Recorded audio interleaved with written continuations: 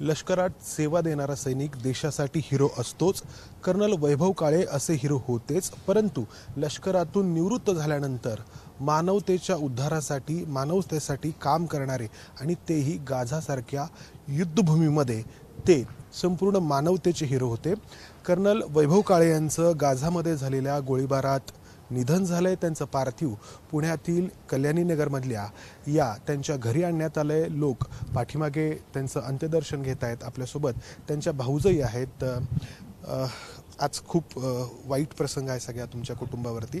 तरी मी विचारतो की कर्नल म्हणून वैभव काळे निवृत्त झाले आणि त्यानंतर जेव्हा त्यांनी संयुक्त राष्ट्रामध्ये युनायटेड नेशन्समध्ये काम करण्याचा निर्णय घेतला, तर ही उर्मी त्यांच्यामध्ये कुठून होती याबाबत तुम्ही घरातले त्यांच्याशी बोलायचात का? आणि खास करून गाझासारख्या युद्धभूमीमध्ये जिथे काही होऊ शकतं अशा ठिकाणी जेव्हा त्यांनी काम करायचं ठरवलं तेव्हा तुमच्या कुटुंबियांचं काही बोलणं झालं होतं? हो, निश्चितच बोलणं झालं होतं. कारण त्याचं करिअरचं जे डिसिजन असतं तो प्रत्येक गोष्ट सांगायचा घरी. तर गाझामध्ये त्याची म्हणजे अगोदर United nations peace keeping force जो आहे तर तिथे जाण्याची प्रत्येकच आर्मीच्या ऑफिसरची इच्छा असतेच. आणि तो पण काही अपवाद नव्हता. त्याला खूप आधीपासून तिथे जायचं होतं आणि त्याच्यासाठी तो सतत प्रयत्नशील होता. तर जेव्हा त्याला ही संधी चालून आली तर तेव्हा त्याच्या बॅचमेट्सनी पण सांगितलं त्याला की काही हरकत नाही. आणि एकदा त्याचं डिसिजन झाल्यावरती आम्ही पण त्याला असं मागे खेचलं नाही, आम्ही पण डिस्करेज केलं नाही. कारण असं वाटलं त्याने विचार करूनच हा निर्णय घेतला असेल. आणि त्याला खूप वर्षांपासूनची हे होती की युनायटेड नेशन्समध्ये काम करायचं म्हणून. तर आणि तो कधी असा स्वस्थ बसणारा नव्हता. म्हणजे नेहमी तो असा वॉर फ्रंटवरती असतो ना, असं कोर आर्मी माणूस असा असतो.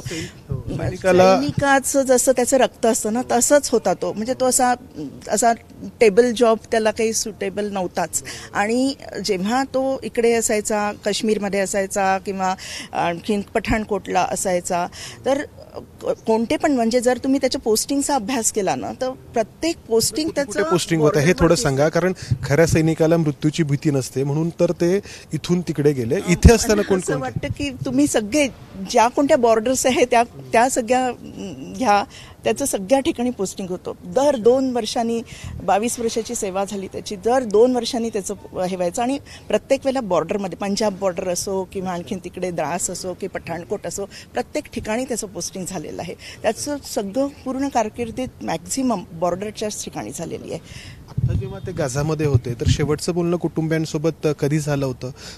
काय नक्की ते सांगायचे तिकडच्या परिस्थितीबद्दल? ते नेहमीच कुटुंबियांसोबत बोलायचे, त्यांच्या आईसोबत बोलायचे, त्यांच्या बायकोसोबत बोलायचे. त्यांची मुलगी नुकतंच तिचं 12वी पास झाली होती, त्याच्यामध्ये तिला 92% मिळाले.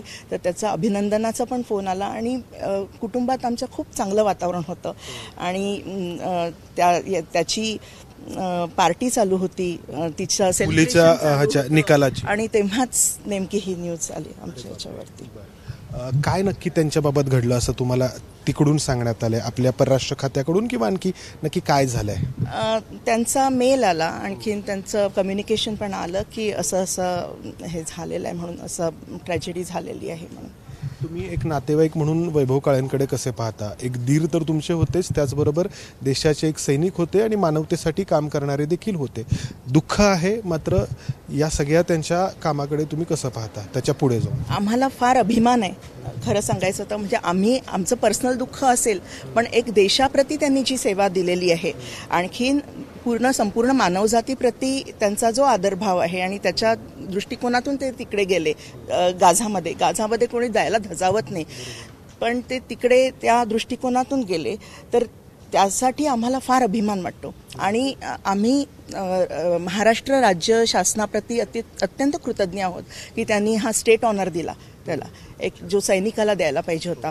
तर आम्ही अतिशय कृतज्ञ आहोत राज्य शासनाप्रती. आणि हाच प्रेमभाव पुढे पण राहावा अशी आम्ही विनंती करतो. ते युनायटेड नेशन्समध्ये काम करत होते, युनायटेड नेशन्सच्या वाहनातून प्रवास करत होते. आणि बऱ्यापैकी असा नियम आहे म्हणा किंवा संकेत आहेत म्हणा की युनायटेड नेशन्सच्या वाहनावरती युद्धभूमीमध्ये जरी असलं तरी हल्ला होत करत नाही किंवा करायचा नसतो, मात्र तरी देखील हा हल्ला झाला ज्याच्यामध्ये कर्नल काळेंना मृत्यू आला. तर याबाबत काही तुम्हाला माहिती कळाली आहे काय नक्की? नाही, हे आम्हाला कुटुंबीय म्हणून काही अजून त्याच्याबद्दल खूप त्याची कल्पना नाही आहे.